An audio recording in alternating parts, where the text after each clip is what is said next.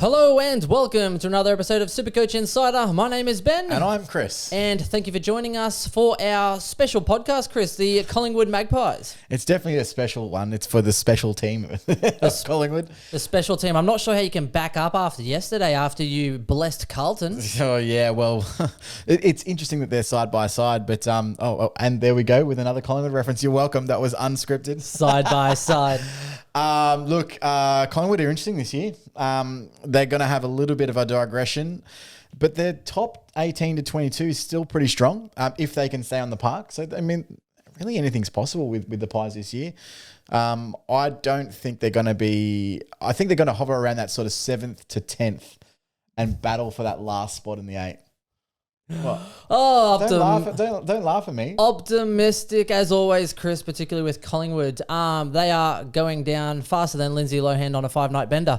But before we go off into the pleasantries, Chris. Lindsay Lohan. Wow, dude, between Felicity and Lindsay Lohan, could 2010 called and they said they want their fucking cliches back, all right?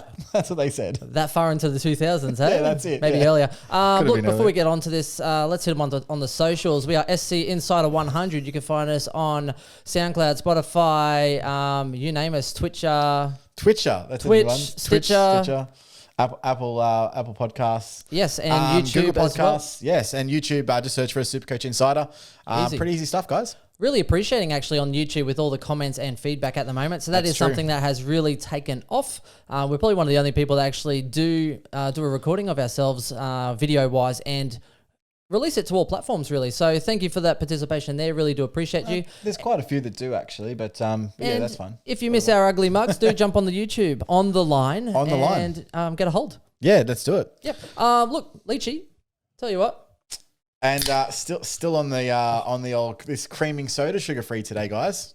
Tell you really what, getting into it. Leach is hanging on here because they're so delicious. I just want to keep drinking them. So there you go. Yeah. Okay. I hit a personal goal today, actually.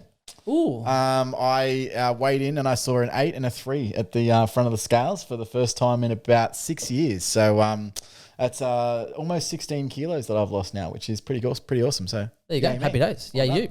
Congratulations. So let's get on to the rookies first. There's been a lot of talk, a lot of questions online as well. There's a lot of mystery surrounding Collingwood, particularly the players and who's going to sort of take the slack, so to speak. Yeah, and I think people are probably overestimating, how many Collingwood rookies are going to fit into their 22 because I really can only see 1 or 2 at the most debuting, and it might be 0. So, just with a grain of salt, I mean, pop these guys in, and there's some serious considerations. There really is, especially with the rookies that they did get. Most of them are, if not ready-made, big-bodied types that can really impact the game. So I suppose we'll start right off the top. Their first pick was pick 17, and they got Ollie Henry. He's 135k forward, so a little bit more expensive than most of the other guys here. But he's the brother of Jack Henry, so the guy from Geelong. Who's an interceptor defender, and he's a very similar type player. Can go forward and kick a bag, but obviously it can intercept behind the ball. He's 187 centimeters, so he's that sort of medium-sized utility player. Because of his ability to play all over the park, he will be considered a value asset off the bench. So he can go forward, he can go behind the ball. He may not be defined to a specific style role. I don't trust their whole family, Chris. Why is that? They all have 2 first names. The lot of them. All of them. 2 first names. Classic. Oh, wow. We haven't dropped that joke yet this year. It'll keep going. Look, I do see him getting minutes. I think he's a little bit behind a couple of the other guys here, but they did rate him very highly. I think that at some point he plays, and there's probably going to be a bit of a revolving door with rookies this year. So that one might come in for 2, 3, 4 games, and then another one comes in because they've got so much to blood. That's actually a really good point. And this is one of my biggest concerns for this year is everyone's like, oh, they just want to go the cheapest rookies or the newest draftees, etc. But again, you have to pay attention to the fact that last year, not many of them actually played much football. Yeah. And generally speaking, you normally, when you get drafted, you're already behind AFL standards as far as, a lot of them that do play, they have to train really hard. They have to prove themselves early to get a gig. Now, you imagine not having much football for a year, then coming into the best competition in the country and they actually got drafted later than usual, so they have less time to actually get up and play. That's what makes me concerned, and that is why I'm predominantly looking for people who have already been in the system for 1, 2, 3 years, and it looks like it's their turn because they're still rookie priced, but they've actually been in the system. They know the game plan. Their body's stronger, and generally, I think these are the people who are going to get opportunities this year. Yeah, it's to start. Part of the reason why I think Henry won't play is that there are guys that were drafted last year that haven't yet played AFL football. And I think that a couple of them could be in front of him. So, but he will be a good Supercoach scorer when he comes in. And we saw Jack Henry when he played football. He was a very good rookie. So when he does get in, keep an eye on him and keep an eye on his scoring. I think he will play it sometime this year. Yep.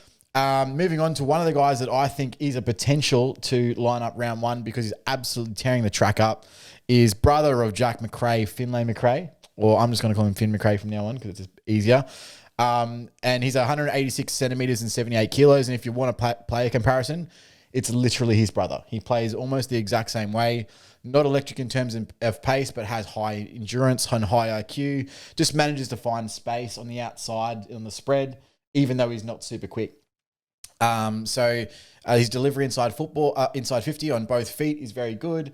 So he can play high half forward and forward, as well as through the midfield. And that's probably how he starts, similar to his brother, where he played on the half forward flank or in the pocket when he first came to football, and then eventually transitioned into that midfield. Can we just call him MJ, McRae Jr.? Yes, you can. Like, honestly, it's a bit crazy, that they are very similar players. He also accumulates the ball like it's going out of fashion, so he can get high numbers, and has just been impressing all over the park at Collingwood in the preseason. So I do think that he's going to be one to watch. I think that he's got a high chance to actually start round one. The one I think he's probably competing with is Jack Rantle, who was drafted last year and didn't get a gig last year. And he's also been knocking on the door in preseason. So here's the funny thing with MJ, so McRae Jr., yes. is number one, he probably had to work and get the ball because he was trying to get the ball off his brother. That's true. And on top of that, it means that he's also used to disappointment, which is great for being at Collingwood. Oh, calm down there, mate. But fair call. I deserve it. Look, and I think that he's a guy that is probably going to play 200 games. He's that talented. So keep an eye on him. Finn McRae, M Jr., whatever you want to call him, absolute gun, and he will be a long-term player for Collingwood. The next one's Reef McInnes. So huge raps on this kid. There were conjecture before the draft was, where was he going to get bid on? Is he McInnes or is he McAddis? Yeah, so Collingwood obviously is from the academy, and so they had priority picked for him. And they were hoping it wouldn't go early so they could pick up guys like Henry and McRae without having to use a pick on them, and they got lucky. And it ended up being that Reef was landed at pick 23, so that's where he actually got bid. He's 192 centimeters and 84 kilos, so his basically body is built ready for AFL football. And they were really hoping that he would obviously fall late. His big thing is his size and his strength as an inside midfielder who is a bottom ager trial behind was trialled in front of the football as well. So he can obviously go forward because of his size and take a mark and kick a goal. His numbers as an inside midfielder unfortunately don't look great because he played behind Will Phillips, who was obviously one of the top picks this year, and Noah Anderson and Matt Rowell the previous year as an underager. So he didn't really get all of those minutes in the comp, which is probably why he also slid down the pecking order. But he handballed at an incredible 89.5% efficiency for the year. And whilst his kicking isn't amazing, it's not really an area to worry about. But he's also lightning quick. This guy literally has everything. Is this Treloar that I'm seeing? Well, handballs it a lot, can't kick it. He was actually likened to Adam Treloar, a tall Adam Treloar. Oh, there you go. So he tested his 20-meter dash at 2.78 seconds, which is insanely quick. So he's really got a quick burst off the lead, which means he can obviously spread from the packs very quick. He does need to work a little bit on his endurance, but that's not going to be too big of an issue for him. He's got everything to make it as a top midfielder in the AFL. So impressive height, strength, pace, agility, can take a mark, can kick a goal. And a cool name. Chris, I'm going to take a little side note here while you fix yourself. Pull that mic closer, mate. You're getting limp like a 2-minute noodle. So bring it closer, tighten that bad boy up. The reason I'm just going to go back into what I said before about being concerned about rookies, that's why I don't like the guns and rookies. Like, I'm talking hard out, 3 premiums, 3 rookies, 2 more rookies on the bench, because I feel like Chris said, they might be in and out for a couple of games because some of them will start and then they'll burn out because they're not used to that level. So that's my concern. So I'm usually kind of looking for, if I might go 3 premiums, I'm still trying to find up maybe a cheaper mid-pricer or something like that to kind of blend it up and find cash where I can. Absolutely. Oh, he's back. Just one more thing on Reef. I do think he plays this year. I just don't think it's from round 1. I think he's got a little bit more development to go. So he'll probably start in the 2s and then work his way through. But he has gone all right in preseason. So who knows? Who knows what happens there? The next one. So what the Collingwood did after they got Reef, they didn't think that they would land in this late, but they did, and that allowed them to open up in the draft, and they started to trade in picks from next season. Apparently, Reef just needs to put on some beef. So it can be the Reef and beef. I mean, that's really bad. He probably does. I need that sound effect from last week. The wow, wow, wow for you right now. Bit of surf and turf. So they actually traded into the draft this year on draft night. They picked up another couple of picks, and the purpose of that is next year. They already have priority access to Nick Dacos, who's touted to be a very high pick, as high as potentially number 1. And so really what they're loading up on is just to get points, just like Western Bulldogs did. They're trading out of their position to allow them to have enough points to get Ugle-Hagan this year at number 1. Pies are doing the exact same thing with next year's picks. So they've just loaded up with late picks instead and then loaded up on picks this year. Speaking of Dacos for next year, if you are in a keeper league, make sure, especially if you've got quite a lot of young youth coming in, you want to tank this season like you are Melbourne and Carlton of old combined. I am not even kidding you. If you have Walsh, if you have Rowell, if you are anywhere near the bottom, tank. Make the crappiest captain choice you can. Keep the good players you have. I would never advise tanking, by the way, just so you know. In a keeper league, who cares? Take a snooze for 12 months. Come back and be, oh my God, look how good my side is. It's amazing. I would. Well, okay, I'm actually thinking about it, and I could probably try and win this year. Maybe, potentially. Maybe. We'll see how we go. The next one they picked up, again, another high pick, Caleb Poulter. I think it's Poulter, could be Powter. 117K forward mid at pick 30. Be careful how you say that, Chris. Some people in Spanish might not appreciate that. I don't Oh, that's Damon's Bucks night. Oh, wow. Damien, do you remember? Let's not go to that Bucks night. Damien, do you remember? No. Oh, yes. Shout out to our friend Damien, who remembers that night in the valley where I only speak very minimal Spanish, and it did not go so well for me. Ben almost got us kicked in let's not go there. Let's not go there. The people don't want to hear about Bucks nights at 3 a.m. in the morning. So, Caleb Poulter, 192 centimetres, 79 kilos. So, another guy that's a tall midfielder forward type. So, they've picked up basically their midfield for the next 10 years here. He's a prototype midfielder that can obviously play inside or outside and has traits to make it AFL level. Hard tackler, aerial sound. He's an awkward matchup when playing forward because he's tall but he's super agile at ground level. But he can also accumulate the ball well. So he's had a little bit of exposure because he's played 12 games in the Sandford reserves. But the stat line for those 12 games read 25.2 disposals, 4.7 tackles, 5.5 marks, 3.4 clearances, and 4.8 inside 50s. So absolutely one to watch because he's got the talent to be able to make it. Again, not one that I think will play early, but probably will get some games this year. And so this is the theme with the Collingwood rookies. A lot of them are going to play at some point this year, and I think we're going to use them a lot as downgrade targets. A lot of them are multi-positional players, forward, mid, or forward. So, yeah, keep an eye out, guys, because there's some really good rookies. But what we've got to be careful of is, are they going to get enough games? Are they going to stay in the side long enough for us to make cash? So that's going to be the problem with these guys because there's so many of them. Moving on to Liam McMahon, which was picked straight next to him at a pick 31. A bit of a project pick here at 117K. He's a forward, 194 centimetre, 80 kilo key forward. So one of those sort of smaller type key forwards. He obviously bolted to 31. He's got a light frame for his size, but he's got a lot of the traits that modern day full forwards need. He's quick on the lead, can create space one-on-one, marks the ball at the highest point, etc., and utilizes back leads quite efficiently because of his pace.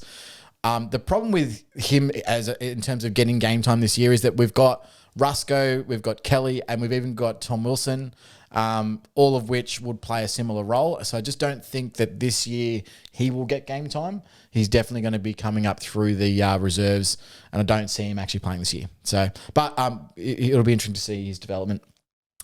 Sorry, there is a lot, by the way. Collingwood obviously had a lot of list spots to fill because they basically cleaned house. So I do apologise, but there is a lot of rookies.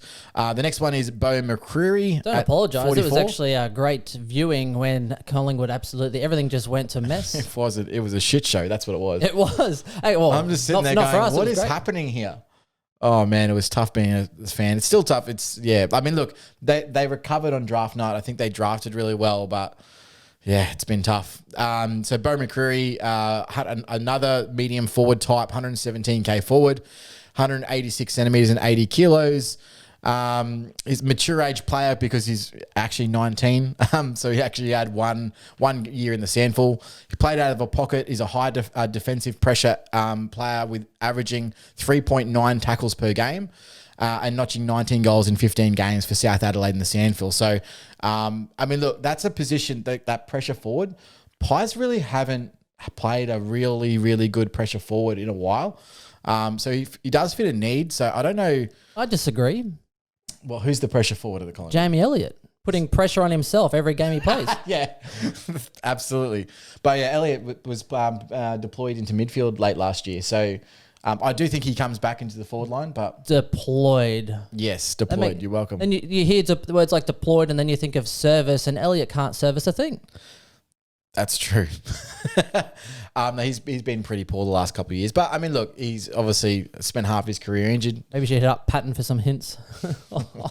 Maybe not. Jeez. You know when you follow someone on Instagram? Hang on. Oh, it's delicious, isn't it?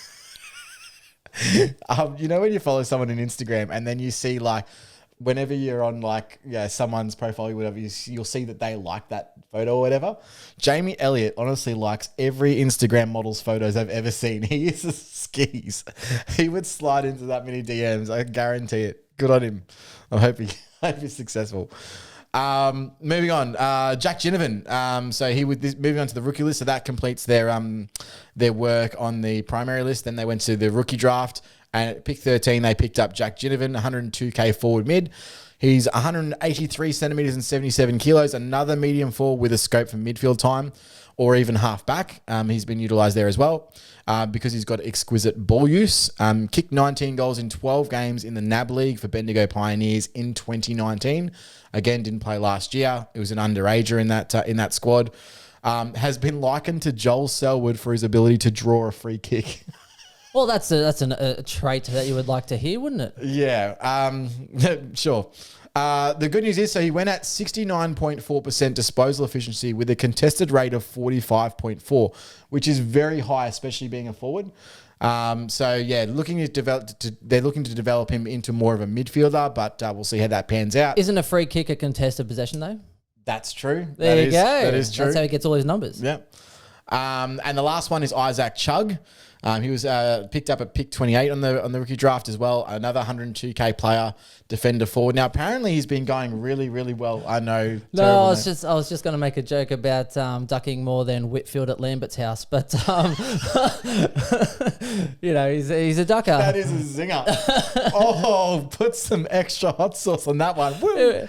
That was a joke for a little while ago. Nah, it's still funny. No, it's still funny. Anyway, let me round out your irrelevant 102k rookies there, Chris. Yeah, defender forward, 180 centimetres and 81 kilos. Outside player who plays predominantly wing and half forward. But had success last season in the NAB League, playing for the Tassie Devils as an intercepting defender. So he needs the thing he needs to work on is he needs to find the pill more, obviously, especially if he's going to play that role of an intercept defender. But he's a middle distance runner. He represented Australia at the All Schools competition in the 400 metres. And he also had a 20-metre dash at 2.93 seconds, which is in the elite category as well. So he's got a lot of athletic traits, but he needs to work on his skills and accumulating the ball before he moves to AFL level. It's funny how he's really quick in a lot of these athletic areas, but he's also really quick to drink beer. You could say he chugs it down. Yeah. Once a chugger, always a chugger. Now, there are a few other rookies to watch that I'll just mention. So, obviously, Tom Wilson's that first one. See, Tom Wilson was one I was actually interested in because they were saying that, by the reports, he was actually, impressing and doing really strongly. So he was someone I actually sort of flagged to watch and put in my side. And you don't think he's best 22? No, definitely not. So just to fill everyone in on Tom Wilson, the reason why probably no one knows anything about him, Collingwood picked him up as a Category B rookie middle of last year. So after the draft and everything. He was an elite junior footballer when he came in. He's now 23, turning 24. He went to the States. He actually opted to play basketball. He went to the States over there and then came back to Australia, was playing for the Sydney Kings. And then he decided he wanted to go back to AFL football, and that enables him to be a Category B rookie because it had been X amount of years since he'd played professional football.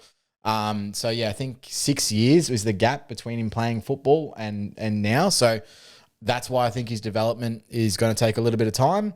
But he can play on a wing and he can play as that lead up target in the forward line as well. So apparently his preseason's going well. I did see an interview with Braden Maynard there. So see how that transitions. But I just can't see him going ahead of guys like Will Kelly and Rusco. So Will Kelly's 135k forward. He obviously played really well in that first game. And then he had the broken elbow. And then Rusco played a few games, but he's only listed at 205k. So he could obviously play this year as well. So expensive, and I'm not really sure you'd want to put your money there, but it's an option. Jay Rantle, I've already touched on, elite middle distance runner, and he's been impressing in the preseason.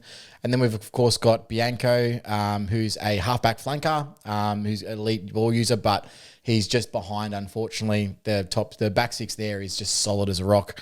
So good luck getting into that. And Nathan Murphy is still on the list somehow, and he's only a 123k defender as well. And he's a medium defender type who uses the ball well. You're right. It was Maynard said,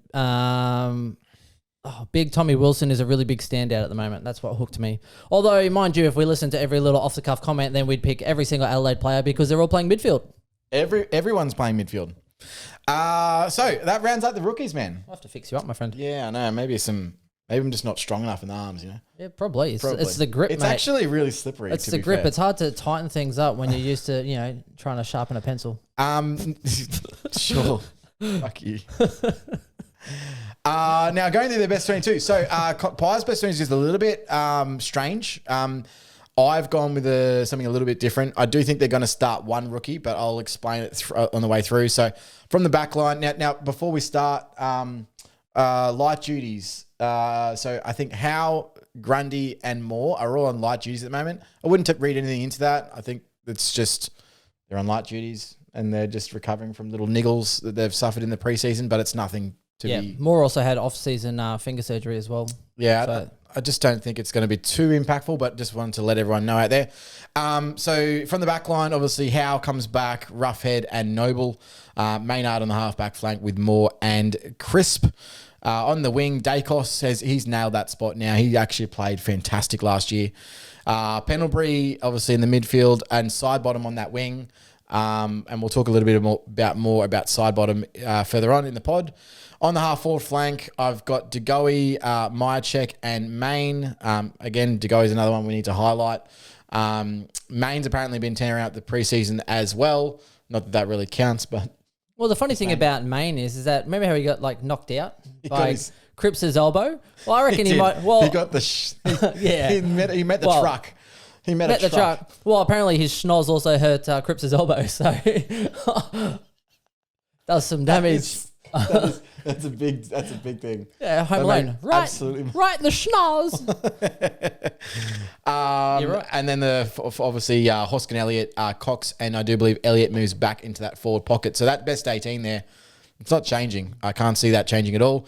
Grundy, Adams, and the other one. So the one spot here that is up for conjecture right now, I've got Sire in there playing midfield. I think that he didn't play at all last year, did he?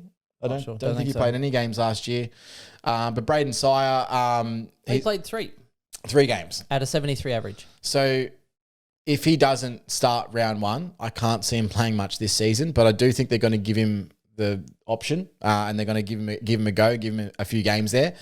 But yeah, he's with all the guys coming up from underneath him, his spot's vulnerable. So I do put him in there right now, but his spot's questionable right now. On the interchange bench, I've got Quaynor, Callum Brown, Tyler Brown, and Jack Rantel, who's the rookie that I think will start at this point. That could also be Finlay McRae. The one that's missing right now, I've got Greenwood missing at this stage. I think he will play, obviously, at times during the year. He came back late in the year and played some tagging roles for Collingwood. So that could be their play this year. I'm not sure how defensive they're going to go. Greenwood's a good example of cashing in when you could. Well, here's the thing. Buckley loves him. Yeah, he's a role player. I mean, he does his role better than McGovern, but definitely cashed in. Definitely cashed Anyone in. that averages more than 3 disposals at this point is better than McGovern. I mean, he leaves North when they were doing semi-okay and then cashed in. Well, look, and so Greenwood, well, there's every option that he plays and Rantle doesn't. So that might be that there's no spot there.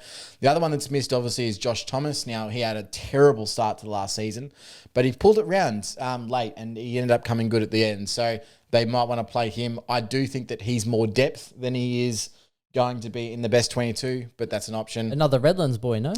Thomas? Yes. Yeah, yep, Thomas. Yep. There you go. Shout out to Josh Shout Thomas. out to my Redlands boys. But yeah, so I do think that there is a spot there, but you've got to remember there are senior players that are on the sidelines that could. You're right. So the best 22 is pretty good. The questionable spots, Tyler Brown, Rantle, and Sire, they could all be up in the air and wishy-washy for preseason. So what you're saying is Collingwood's a couple of injuries away from it being a free-for-all? Absolutely. If they get injuries, then yeah, sure, 100%. But that rounds out the best 22 and the rookies. You're right. That is the most long-winded rookie and best 22 I have ever heard. Yeah, I apologise. I do not want to listen to you talk about Collingwood ever, ever again. Did you notice how timely the Brisbane was? Did the rookies and did a few bits and pieces and... you have to be relevant first to be... Why do I let you do this to me? I don't know. Okay, so look, let's go straight into it. Now let's look at our premiums. We're going to go straight up with Brodie Grundy, 648K. The only thing that concerns me with Grundy right now is the fact that he hasn't really got into full stride with his preseason. Is it ultra concerning? No, I don't think it is. He did look banged up, so whether he just works into it a little more, that's okay with me. He's already underpriced, so even if he starts a little slower, I still think he's going to be top 2, so I'm not overly concerned. But if I was going to go with Bruce, though, as my second option, would you go Gawn or would you go Grundy based on their ceiling, their recent form, and... It depends on what you can do with the extra 100K. Yeah, it's a lot of money. It's a lot of money. It's a lot of money. But look, he did average in 2018, he averaged 22 games, 130.5. Then 2019, he averaged 22 games, 130 on the dot. 89% time on ground, so he can handle big time on ground. This year, funnily enough, he went basically at an average of, 88.7 time on ground over 2018, 2019. And then in a short season... That's how beaten up he was. He actually only got 84.6% time on ground. So he went down 4.4% in a smaller game, in a smaller season. So that's just a key on how much he actually struggled. But he didn't miss a game. It may not have been that as well. It could have been. So we obviously trialled playing Darcy Cameron. True. Which did impact his time because, Cameron was actually obviously a more... capable ruckman than, say, a Mason Cox who just jumps in there for a 5-minute patch just to give him a chop out. So that could have been that more than anything else. Yeah, he didn't look right though, did he? No. And he didn't. So the thing with Grundy that happened, and he announced this, is that he said that he struggled with the bubble. Oh, yes. Grundy's the kind of guy that... likes to get away. Well, he's not really... Footy's obviously a big part of his life, but it's not his be-all and end-all. He actually is a fairly educated guy. He plays football, goes home, and then tunes out. Yep. So he doesn't likes watch to football. go spray paint, likes to go out and do things. And when Yeah. you're in a bubble and you're around everyone all the time, and then it's footy, or as Chris says, beers. If you're at North Melbourne. Beers. Yes, exactly. Yeah, I know. I do agree, and I think that would have been a big impact on him. He also, I think, just finished his, was it a double degree of some science and something? So that's also, you think about being on the road at COVID, not liking not having your own space, also finishing a degree or double degree or whatever it was. That's a lot of energy. That's a lot of mental focus on top of his body being a bit beaten. Like, as in, I actually think, and people are saying like, oh, it's because you got a big paycheck. I'm like, I don't buy that. No, I don't buy that either. I don't buy that He's not either. a guy that's really that motivated by money. And he still averaged 120.6, right? It's not terrible at all. It's not bad. And here's the thing. He played every game, and he played every game the year before. And he played every game the year before that. He's only missed, he's missed 6 games since 2015. So that's 6 seasons. So he misses on average a game a year. And most of those were back in 2019. So, So 2019, he's played 97 of the last 105 games. let's say, for example, that Max Gawn is a 10 points per game better player. Brodie Grundy's probably going to outdo him just on sheer points alone for the year. Now, I don't know if that score is going to be accurate, 10 points per game, because they're honestly that close in a normal regular season. Yep. But if it is, Grundy probably still wins on total points. So that $100,000 is definitely valuable. I wouldn't be just. Oh, it's very valuable. I mean, it's Yeah. the difference between a Heaney and 13K off getting a Dunkley. Do you know what I mean? So it's like, well, do you want Gawn and Heaney, or do you want Grundy and Dunkley? That You can rhymes. do it like $100K could definitely net you more than 10 points per game if you go if you for did a it well. mid-price or up or something like Yeah, that. correct. Or a rookie into a midi. Yeah. Yeah. I do believe that that Grundy's probably the better pick if you're only picking one at this stage. One thing we haven't looked at is VCC. So if you're going grunt like one of them, you're probably wanting Neil for a captain option. And between Grundy and Gawn, who's the best VCC option with Neil? So that's something that could be a viable option that we should probably look into. Well, probably get to Timing that by of the games. Melbourne pod. Yeah, that's fair. But I think that I do like the Grundy pick, and I think he'll probably be arguably the most selected player this year. Yep. Interesting. So I think he had a couple of low scores at the end.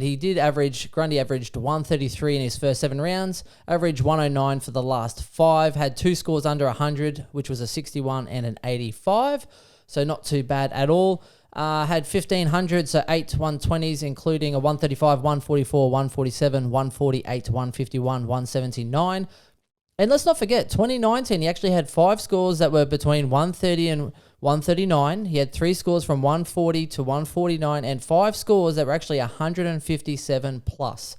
I think people forget that when Grundy gets off a leash, and he's still definitely a dominant ruck. So when you look at shorter game, it's probably a bit easier for some of these other rucks to get around the ground. They don't have to work as hard, work as long, work as far. Now you put it back into a normal season, right? Grundy is still getting around the ground, getting those disposals like an extra midfielder. And that's where I think last year's points came in, because taps to advantage and rucks that actually got the tap work really did well. And that's gone to a T. Grundy's not the best tap ruckman. He normally racks up like a midfielder, but I think he was just struggling to get around a little bit more. There's a little bit more points available in that midfield. However, what I would say is that the counterpoint to all of this is that obviously Grundy was scoring his best when the Pies were absolutely winning everything. So now, this year, how many games are they winning? And does that impact his scoring? That could be an item for conjecture. So I actually sent him a letter, Chris. Oh, did you really? A little email. No, I said you need to speak to Steph Martin because he scored great when the Lions were horrible. Just go speak to Steph Martin. How did you do it? How were you a number 2 ruckman for years? I almost spit over this entire awesome system. Yeah. I love a good self-payout 5. Well done, Thank sir. you. Look at this. Yeah, you got to Steph live Martin through the is lows garbage, to get you're to the right. highs. He went from run garbage team to the next. No, he might right. actually get a premiership medal. Definitely a this good year. option there. So Pendlebury is the next one for me, 592k midfielder. And it's funny because, Mr. Dependable, he is definitely doing really well. Average 110.2 for the year. He's been a little bit lower though. 2018, 2019, he averaged, I think it was about 103.9 9 between the two seasons, so not that great. And then this year really spiked up, and I think because the shorter games helped with an older body and also helped with that impact as well. So you're impactful with the ball, you score pretty well. So for me, some people look at Treloar being out of the side as an indicator that, Pendles is going to be playing pure midfield.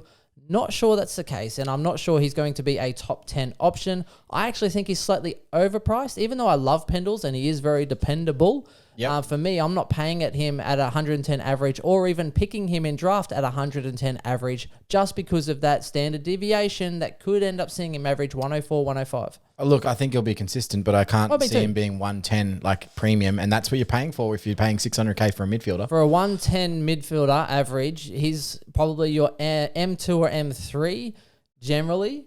So I mean, there's 20 midfielders. There's not enough value in that price. There plus a few others. There's nowhere near enough value for it. No. Now, the one that's probably going to have a little bit of a spike is Taylor Adams. So previous history has shown that when a Treloar is not in the team, Adams scoring spikes. Now, that's obviously because he doesn't have to compete for the in and under ball that the Treloar loves to get. There's a lot. He does actually benefit quite substantially from Treloar not being in the side. So definitely one to keep an eye on is Taylor Adams. I actually really like the pick this year. I just don't have the balls to do it. Problem with Adams is obviously he just gets those injuries that just lurk around every season. It seems like he's got something else that makes him injured. So I probably wouldn't do it for standard, though he is in consideration. And for draft, I think he's a great pick, and you could do a lot worse than someone like Taylor Adams. Unfortunately, I'd love him to be a little bit cheaper. I'd love him to be 30, 40K cheaper, Taylor Adams. So would I. I would also like him to play more than 70% of games. Yeah. He's got because he goes so hard in at the ball. He also has soft tissue problems. It's interesting. Not reliable, not for standard. Nah, not going to do it for me. But Adams, he did do well. 4 scores under 100. Did really well. So I think, basically in that midfield, you're looking at sort of Pendlebury and Adams is probably some of the stables. And then you have... Adams played every game last year, but I mean, shorter games, shorter quarters. I mean, it just suits him to a T. So. He did look like a pit bull, though. Yeah. In a good way. Yeah. You're right. Okay, so this is probably the one that a lot of people want to talk about. Okay, so basically just having a look at some of these questions as well. So Keisty actually asked Chris, why do you follow such a crap side, basically? Can you warn me when you're going to make a zinger before I take a swig of this? Well, it's a genuine question. And funnily enough, is that one of my first points of asking is when someone says that hey, I'm from Victoria, or hey, they like football, I actually go like, oh, well, who do you support? And as soon as they say Collingwood, I'm like, I don't want to know you.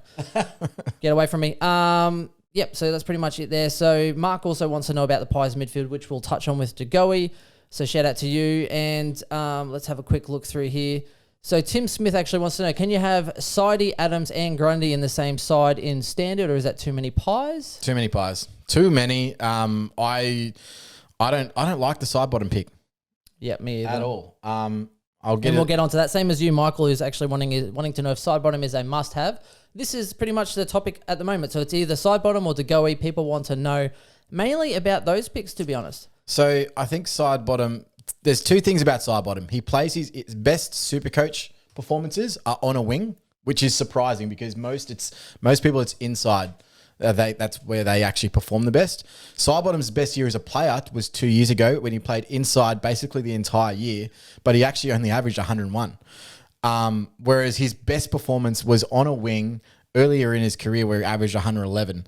Now, for that reason, and the other thing is I've been tipped off that he's going to be playing 50-50 mid-forward. So he's going to be playing a lot more on the forward line as either a high half forward linking the play or in a pocket. Now, he can be damaging as a forward and he still score well, but I'm not paying $588K for a guy that is going to sit in the pocket for half a game. I'm just not taking that chance. That's fair. So and as I said, his inside scoring is not great. So even if he does get that inside role, that's not good for him either. If 100 average is what you want out of a $588K player, all good to you. that's not enough for me. That's too much. Yep. I would just rather go. I'd rather search for value in that forward line. People are getting excited because he's forward option and he did average 109.4 for the season. But again, I think it was that impact on the short season that plus scored 9 games. It's a small sample size. Very small. And so when you look back at it, 2015 he averaged pretty well, 104.2. Then 2016, 106.2, not too bad. Then he jumped down 96.0, Yep. 101.6, 94.3, back to 109.4. So you're looking anywhere between that 94 to 109. That's a pretty large sort of area when you're talking about deviation. And I don't want to be picking this guy who's actually getting older. Yeah, and he's 600K. That's a lot of money. It's not like he's 520K and you're taking a punt on because you think that he might have a role change. It's not going to happen. I would be shocked if he averaged over 105. And for 600K, it's just not enough. No. And basically, he's actually not much off Dangerfield. He's like 20K off Dangerfield, who, even though Dangerfield, yes, he's probably not going to, well, he might start the season, but he'll be underdone. That's another conversation for Geelong. But that's a lot of money. There's a lot of better value. For me, I don't want to be spending... Especially in the forward line. There's so much value. You're talking about, what's that, like 16-point difference on average from one year to the next. Yeah, and obviously with all the scaling, etc., blah, Thinking that, hey, he's just going to play pure midfield, which I'm not sure I see. Yeah. I mean, he played 88% time on ground that season. So he played a lot of time on ground. I mean, he usually does, obviously, because he's got a tank, but... the other thing worth noting as well is that now, out of Adams, Pendlebury, and Sidebottom, who's probably the most damaging to tag? Who would you tag? Because they have previously tagged Sidebottom. De Boer tagged him round 4. Sidebottom can get a tag when he's on a wing. Yeah. Because he's so devastated by a forward foot. flank. Yes. So Sidebottom, I think, will cop a tag. However, I think the one that's probably going to cop it, it's probably going to go back to Pendlebury. Or alternatively, it'll be De Goey. And it'll depend on how impactful De Goey is, because he can be absolutely devastating in midfield, or he can be a complete spud. And there's really no in between. So it'll be interesting to see how that pans out. You never know. Maybe it'll be like when De Boer tagged, was it Kelly and then Dangerfield, or Dangerfield and then Kelly, and then shut them both up? Yeah, exactly right. Well, that's actually got merit. You start on someone early, shut them down in the first quarter, they lose rhythm and they don't get into the game. And then you switch it off to a different person, shut them down. Yeah, it can work that way. Jackson Merritt or Zach Merritt? Jackson Merritt. You said it's got merit. I'm just trying to work out how good that merit is. I mean, is it the underachieving brother, or like the scale of... Zach Merritt came back with the Thunder last year. Anyway, just on Jordan De Goey, he has been training with the midfield group all preseason. He's fitter than he's ever been. The comments are he always comes back with a little more weight on him. This year he didn't. He came back super fit and ready to go into training. And he's been training... Ready to go. And by all reports, smashed all the match sim and has been smashing all the training as a midfielder. Reminds you about the preseason Petrarca had though, yeah? Like last year, Petrarca came back in good nick and started... It's very Petrarca-esque. How many people are going to jump on him based on missing Petrarca last year, and they're just going to try and jump on the next train? Look, the thing is, he's 420K in a forward line. Like, if he does explode, you're going to want to be on him. But the thing is... 435K. 420? 435, is it? Jeez. So I know what you're thinking about, Mr. 420. There's two things about him. So, first of all, when he has gone into midfield before... He hasn't necessarily lit the world on fire. What he usually would do is he'd come into midfield for a quarter and then go back into the forward line. Or he'd come in for a half when we were losing and then he'd be thrown forward. What can't happen if he's going to be a midfielder is they can't just throw him forward when they need to. And that's going to really impact his scoring. And the other thing is his body. He's never played a full season of AFL football. Last year only played 8 games. The year before 16, 17, 14, 20, 16. So he's never had a full season. So the big risk is his body as well. But if he's fitter than he's ever been, there's every chance that he could get through. It's just tough to put your money there. I think it's a risky pick, but it's value. So the interesting thing is in the shorter format, he actually went up 9.3% time on ground. When he averaged 87.3 in 2019, he actually only played 77.7% time on ground, which means that if he actually played a little bit more into the 80s like a normal person should, there's no reason why he can't average you 90 plus. However, if you are picking him at 435k, you are banking on him being at least a 95 to 100 Yeah, plus. absolutely. You're picking him for a keeper. Anything less than a 95 is painful. Anything less than 100, you'd kind of be like pretty upset. Yeah, at that price point, you're basically picking him to beat Isaac Heaney. Yeah. That's what you're and going to be a top 10 or for both of them. That's 100% what you're doing. You're saying, I think that Jordan De Goey is better than Isaac Heaney because Heaney's what, 20k more? So I really like Isaac Heaney. I think is a shoe-in for a 95 to 100 this year. So yeah, that's the bet that you're making. You're making that bet against Isaac Heaney. I mean, you could probably run both if you really wanted to, but I don't think people are running two players at that price point. Interesting. That Jackson joke was for you there, Lecdog, by the way. Okay, so looking at that. Oh, so by the way, steel bottom showed more than side bottom while streaking. Steel bottom. I wonder how his off season was, whether he actually behaved himself. Jack Crisp, he actually ended up averaging 99 last year, and he's obviously been progressing upwards. Few things with Jack Crisp. So if he did play some run with roles through the midfield and he actually got some time on the ball, I don't know if he's going to be able to, that's not a regular thing. Like he's not going to start on the ball this year or anything like that. It's just during games, if someone needs a run with role or if they need to change up the mid-mix, he sometimes can get thrown in there, and that does actually help his scoring. Where he really benefited last season was Jeremy Howe wasn't there, and he ended up being that loose distributor off halfback. So I can't see him replicating that to that extent, averaging 100, but he's not a terrible pick. For 533 though, again, I'm not sure that I would want to pick him. Yep. In draft, are you picking him at 100 or are you going to be trying I would let other low people 90s? pick him. Because again, when he scored really well is that intercepting type, right? Taking intercepts, using the pill well. Don't get me wrong, he can rack up the ball and sometimes he does butcher it, but it was good for his scoring. And if you see the back end of his season, it really spiked. It did. He averaged 117 over the last 5. So he went 96, 125, 134, 138, 93. Yep. Consistent though. He's played 127 of the last 127. So he doesn't miss games, which is pretty good for a steak knife. Absolutely. You can keep going on. And look, he just has the propensity to sometimes he'll get a lockdown roll or sometimes he just won't find the pill that game. So he does drop the occasional low score. I don't think it's a terrible pick, but at 533k, like who are you picking? Who are you not picking because you're picking him at 533? Yeah, you might as well just go up and get a Laird, a Whitfield. Yeah. What are you expecting him to average? Are you saying he might average 110? Or are you like trying to predict a 10 points? Because if he's just going to average you 100 at 533k, what's the point? And if you're just looking at a point of difference, you might as well go and get Luke Ryan, who will forever be undervalued. And I swear he'll probably be under like 5-10%. Yeah. I mean, to me, the pick doesn't make sense, but I wouldn't say it's a bad pick. I just doesn't make sense this year. Can I just add as well some concerns with De Goey? Like he did go really good for a game, got 151, but he averaged 71 outside of that game.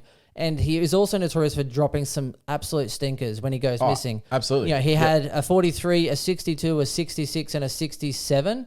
So that's what concerns me, particularly if you start with that price and he doesn't actually go too well to begin with.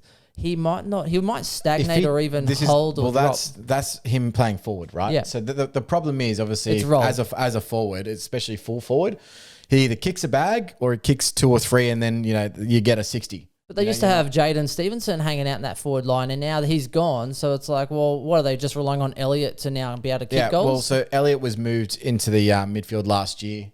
And Jaden Stevenson was leading out from that, and Hoskin Elliott was played pretty much all around the park as well. So I anticipate that those two will now be the lead up, small forwards in that forward line. You're right. The problem is again. So let's say Elliott gets injured. What are they going to do? Is De Goey going to go forward again? So there is a lot of risk with the old Bontempelli factor. Yeah, exactly right. Yeah. So look, it's a valid pick. But let's get some more information before we say, yep, it's a tick. So that's how I feel with that. Maynard, 549k. There's a lot of premiums defender. in There is average 102. Almost more than Brisbane, hey. Average 102.4. Good one. Absolutely killed it, Braden Maynard. Had a great season. He's played 39 out of the last 39 the last couple of seasons. He averaged 108 in the first 7 rounds, 10 hundreds, including 115, 116, 116, 118, 125, 136. Twice he went under 88, which was a 60 and a 75.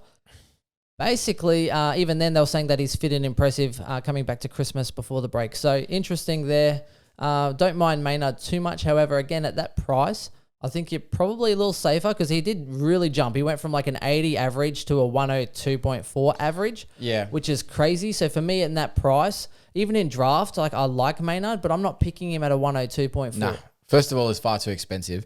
How they were using him was basically and both of these guys averaged really well. Obviously, Jeremy Howe on the right side of that pocket, and Braden Maynard on the left hand side, and so they were both key distributors either side of the arc, and that's how they played. So it was get the ball in Maynard's hands or get the ball in Howe's hands, depending on which direction you were going. So they're 2 designated kickers. Obviously, when Howe went down, that's when everything changed.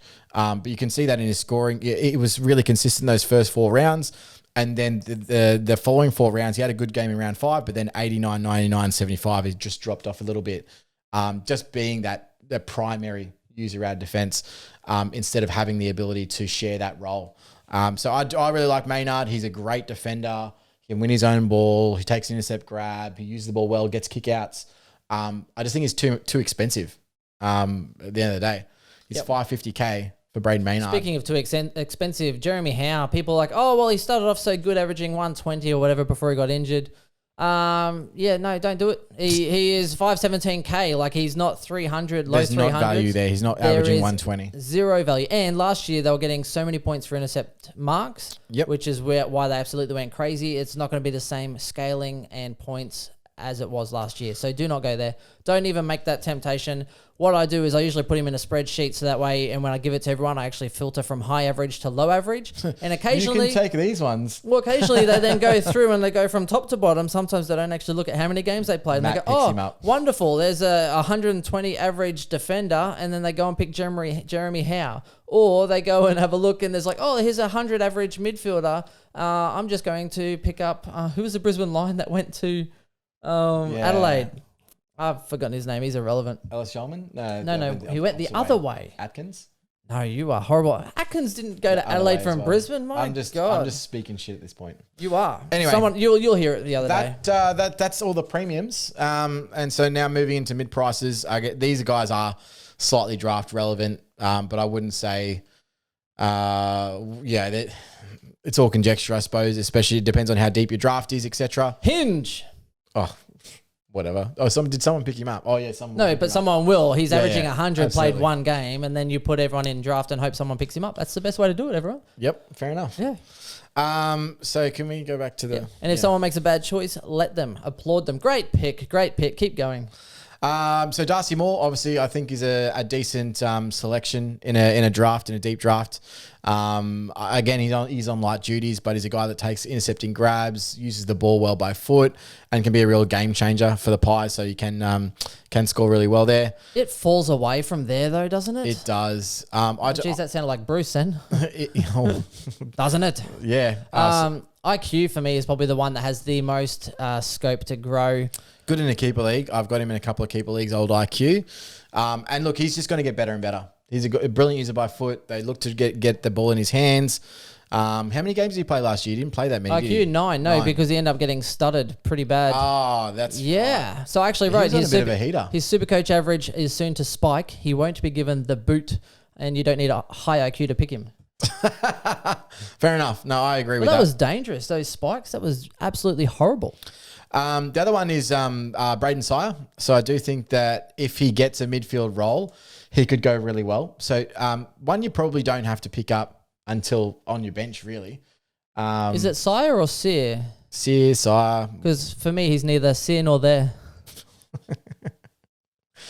I mean, sometimes you're funny. Other times it's just I'm laughing at you, just so you know. I want to cringe and mess up your podcast. I'm not going to lie. Fair call. Chris Mayne's been all right a little bit. But outside of that, I think it's a bit rough. I think that wraps it up, to be honest. Yeah, realistically speaking, rookies are one to watch because there is opportunities. Premiums, yes. Mid prices, sketchy as all hell. Not even that much draft value apart from, you're looking at scraps guys who might average 80. So you pretty much go hard on the premiums or kind of leave them alone and wait for the dust to settle. Sounds good. Sounds good. Oh, that's how you pretty much have to play it, I think. So, look, that's it for us for Collingwood. A little bit of a longer version when Chris talks about his side. So it's just pick the 9 rookies that they had, bro. The 9 rookies. We all want to hear about a lovely 4-minute spiel about 102k rookie, Chris. You're welcome. You're welcome. Thank you very much. Anyway, until next time. Next is Essendon, and we'll catch you then. Cheers, guys. Thanks, guys. Bye. Bye.